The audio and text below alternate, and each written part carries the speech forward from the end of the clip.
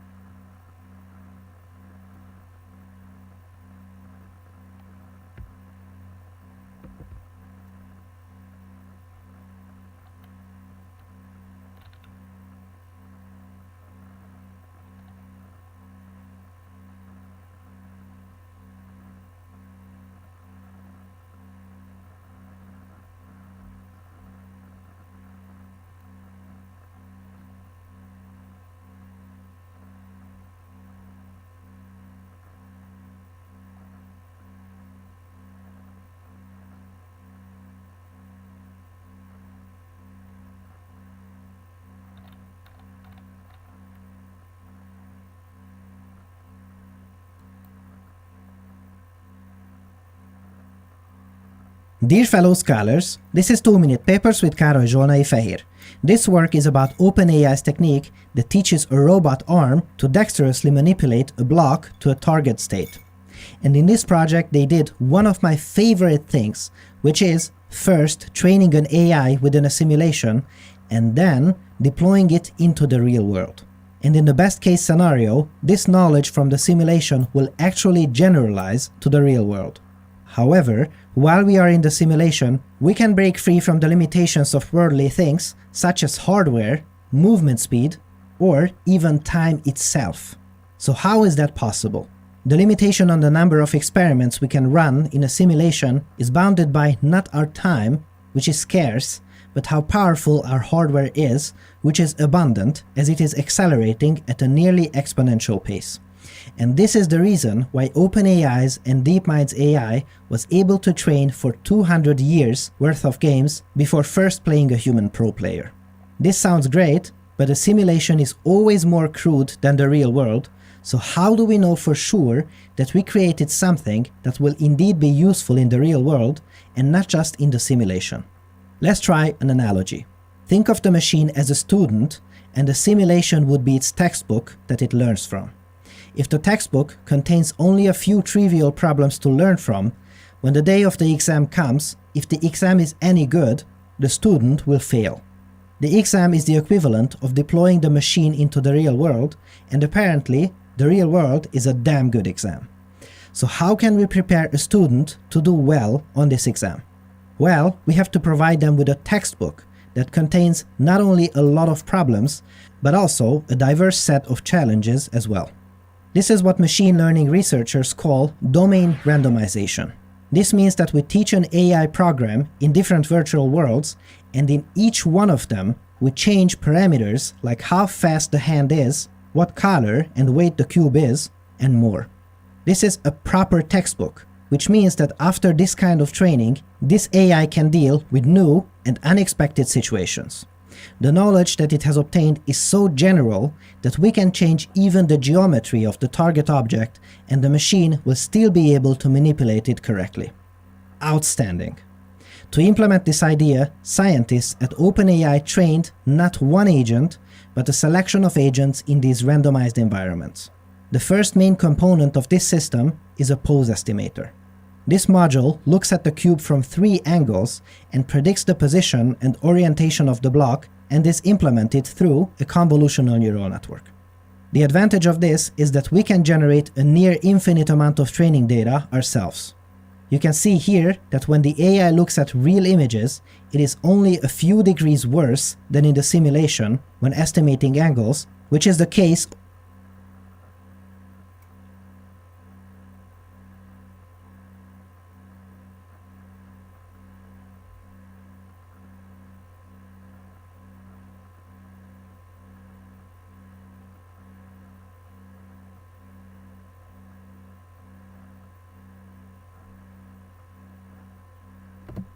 of the excellent textbook. I would not be surprised if this accuracy exceeds the capabilities of an ordinary human, given that it can perform this many times within a second. Then, the next part is choosing what the next action should be. Of course, we seek to rotate this cube in a way that brings us closer to our objective. This is done by a reinforcement learning technique which uses similar modules as OpenAI's previous algorithm that learned to play Dota 2 really well. Another testament to how general these learning algorithms are. I also recommend checking out OpenAI's video on this work in the video description. Now, I always read in the comments here on YouTube that many of you are longing for more. 5-minute papers, 10-minute papers, 2-hour papers were among the requests I heard from you before. And of course, I am also longing for more, as I have quite a few questions that keep me up at night. Is it possible for us to ever come up with a super intelligent AI? If yes, how? What types of these AIs could exist? Should we be worried? If you are also looking for some answers, we are now trying out a sponsorship with Audible, and I have a great recommendation for you, which is none other than the book Super Intelligence by Nick Bostrom. It addresses all of these questions really well, and if you sign up under the link below in the video description, you will get this book free of charge. Whenever you have to do some work around the house, commute to school or work, just pop in a pair of headphones and listen for free. Some more AI for you while doing some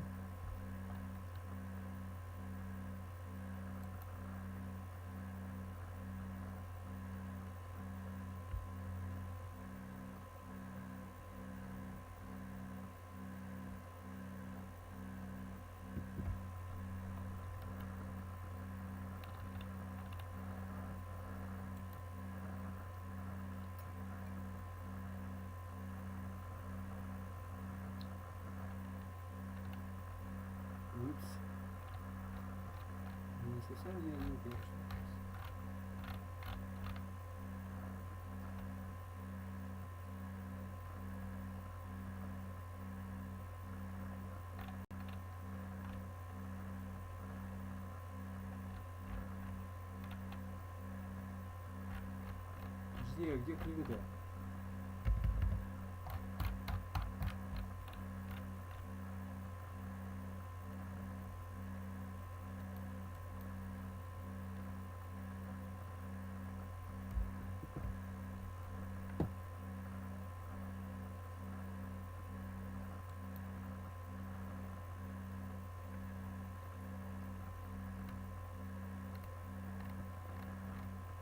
Что, всё?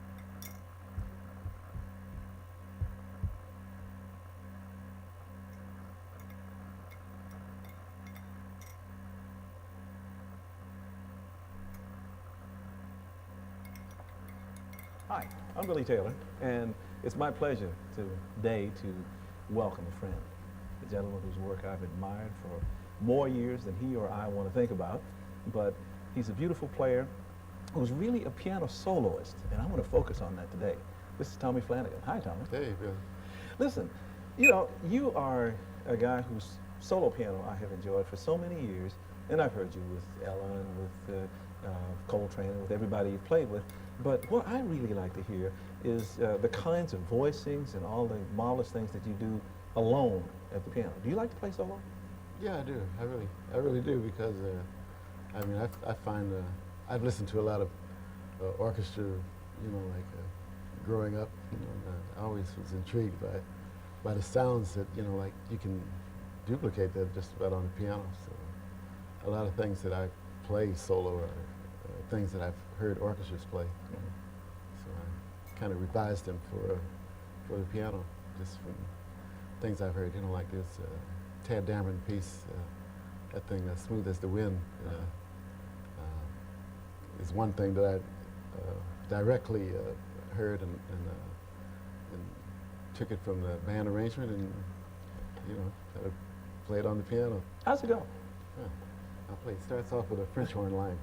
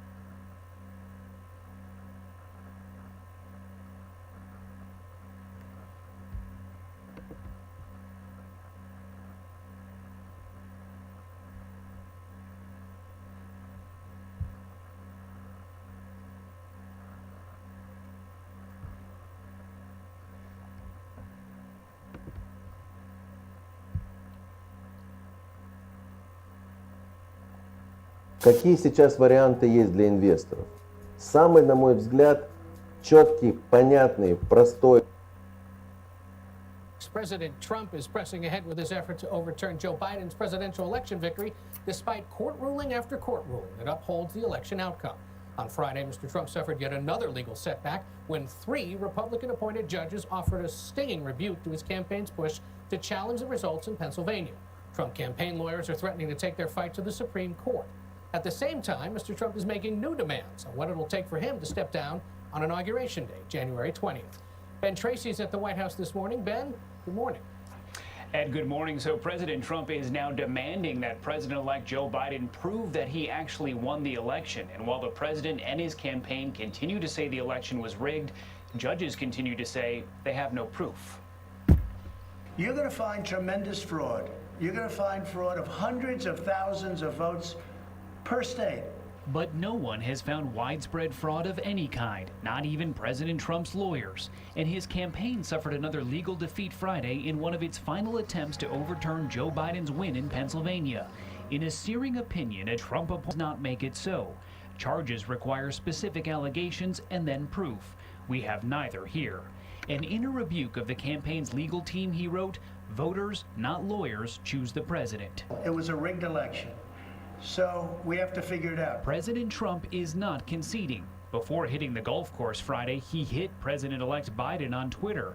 bizarrely claiming that Biden can only enter the White House as president if he can prove that his ridiculous 80 million votes were not fraudulently or illegally obtained. Twitter immediately flagged the tweet. Thank you, Georgia. Go out and vote. With just 53 days left in office, President Trump will return to the campaign trail next weekend, stumping for 2 Republicans in Senate runoff races in Georgia that will decide control of the U.S. Senate. And while he won't say if he will attend President-elect Biden's inauguration on January 20th, he's already focused on one part of his legacy, a coronavirus vaccine, likely to be widely distributed during the first year of Biden's administration. Don't let him take credit for the vaccines, because the vaccines were me, and I pushed people harder than they've ever been pushed before. The Trump campaign continues to push its lawsuit, saying it will appeal its defeat in Pennsylvania all the way to the U.S. Supreme Court. But given that no judge so far has found any merits to the campaign's claims, the Supreme Court may not even take the case. Michelle. Thank you. Забыл, когда машина нормально заводилась? Заведи новую. Оформи автокредит Тинькофф. И в путь. Оформи автокредит на сайте.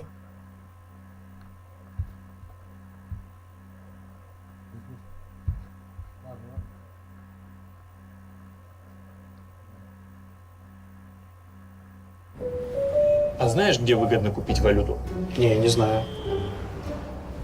БКС знает. БКС знает. Скачайте приложение БКС Мир инвестиций и...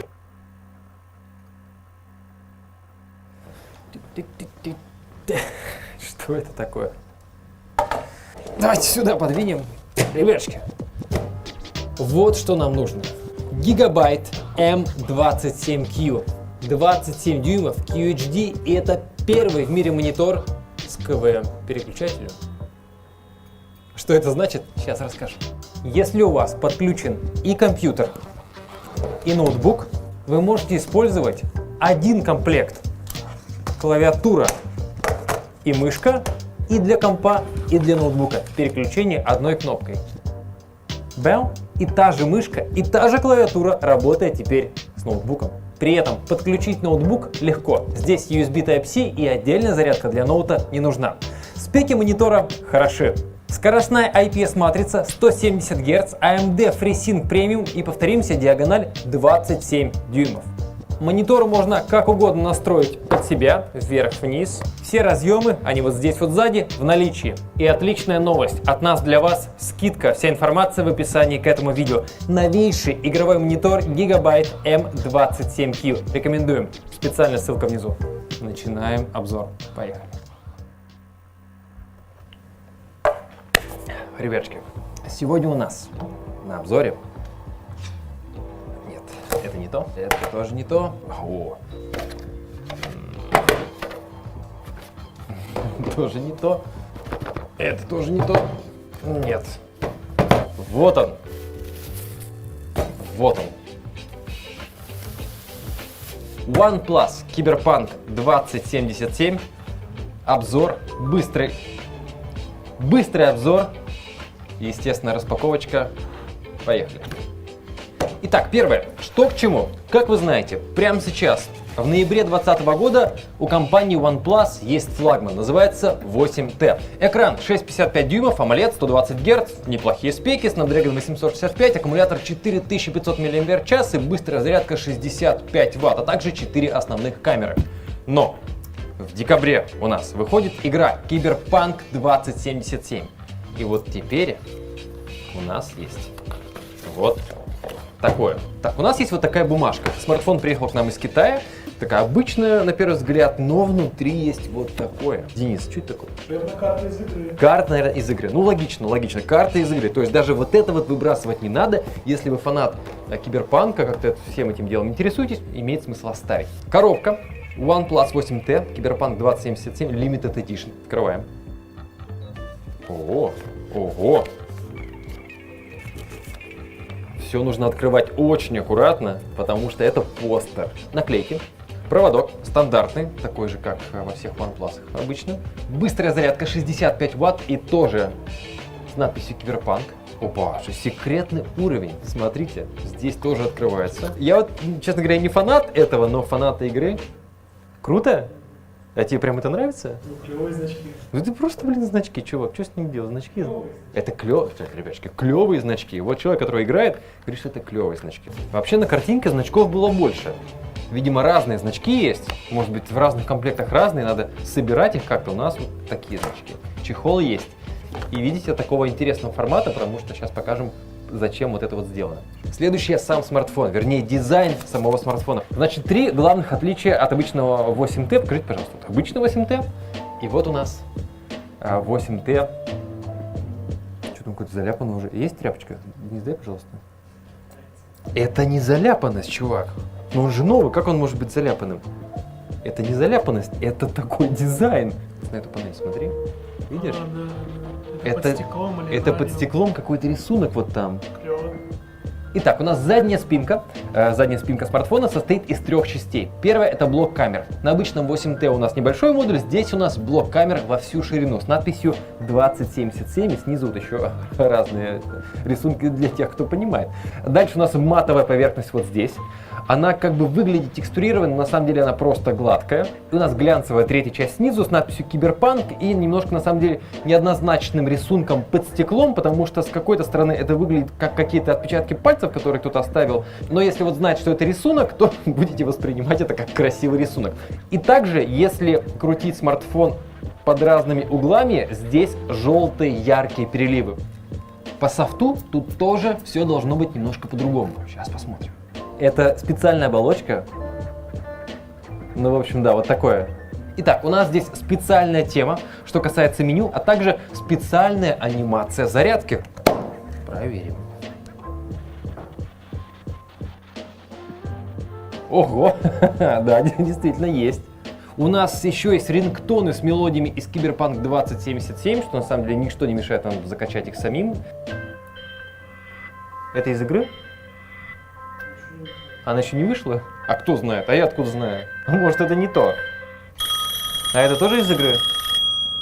Короче, да, рингтон как минимум один есть, но опять же на Android смартфон это можно закачать легко самому. А также вот, интересно, парочка фильтров для камеры, чтобы делать снимки в киберпанк режиме. Вот это так просто не поставишь. Фото.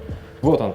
Называется Night City Cyberpunk 2077. Давайте несколько тестовых фоток сделаем, посмотрите, что к чему. Ну, на самом деле фильтры и фильтры, но тем не менее тестовые фотки, поехали.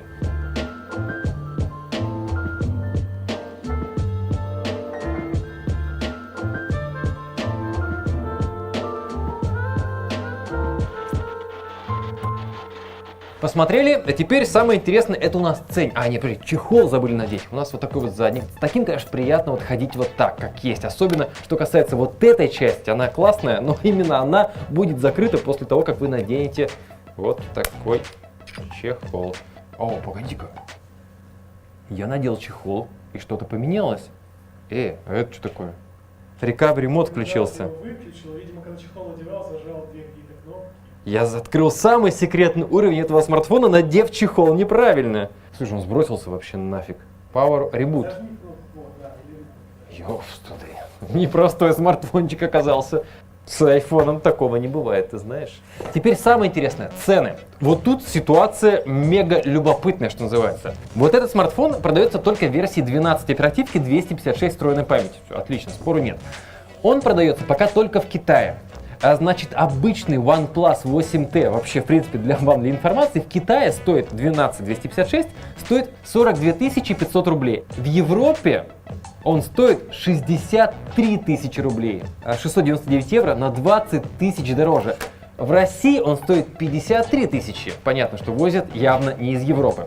Вот этот вот аппарат продается только в Китае и стоит 46 тысяч. Почти на 20 тысяч дешевле, чем обычно 8T в Европе, и на 7 тысяч дешевле, чем обычно 8T в России. Но китайцы, как говорится, все для своих, то есть китайцам прям самые лучшие цены. На самом деле смартфон только ради дизайна, ради нескольких там звуков, мелодии можно поставить самому, ради комплекта, значков. Смартфон OnePlus 8T в дизайне Cyberpunk. Напишите, что вы об этом думаете, а нужно ли все это, и купили бы вы его себе, или взяли бы что-нибудь, ребятушки, по классике, да, то есть есть вот хорошие прибамбасы. Ждем ваши комментарии, обзор по заявкам, быстрый обзор, тестировать особо нечего, потому что топовая начинка от OnePlus 8T, где все работает прекрасно. Только ради дизайна и значков. Но тем не менее, в Китае он стоит даже дешевле, чем обычный 8T в России. Имейте в виду. Ждем ваш комментарий. Увидимся. Пока.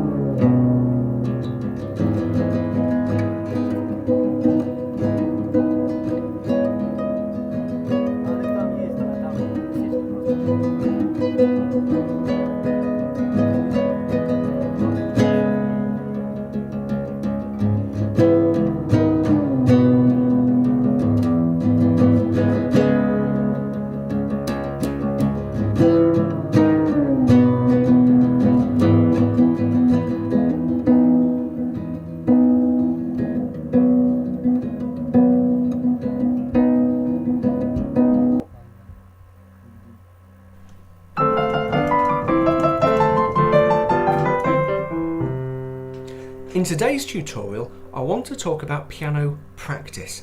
In particular, I want to teach you a really simple technique that should help you to make much faster progress on the piano. Let's start off by imagining that you're learning a new piece of music. Could be anything. It could be a chord progression that you're learning to improvise on.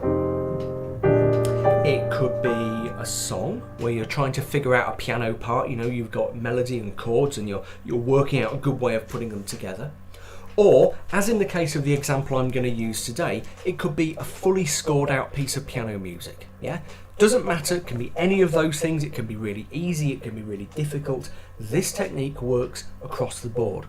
So let's imagine that you've kind of got to grips with this thing, and maybe you've practiced left hand and right hand separately and you've put them together, and you've got to the stage where it's beginning to sound kind of okay. Yeah, you're kind of comfortable with it. So let's imagine that you sit down at the piano keyboard one day to practice, and what comes out is something like this.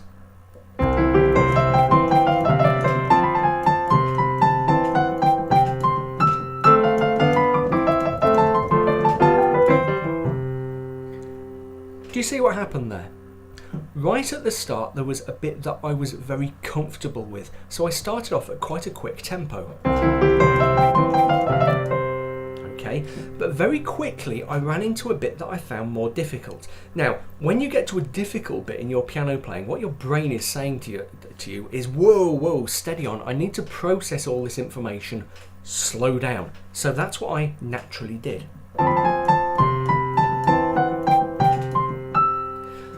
But then when I got to the end of the difficult bit, it was kind of, whoa, sweet relief. I'm back to a bit that I know I can play quite easily. So I sped up again, and actually I sped up to a tempo that was faster than the tempo I started with, because it was like I was kind of rolling downhill. It was, oh yeah, nearly at the end, past the difficult bit.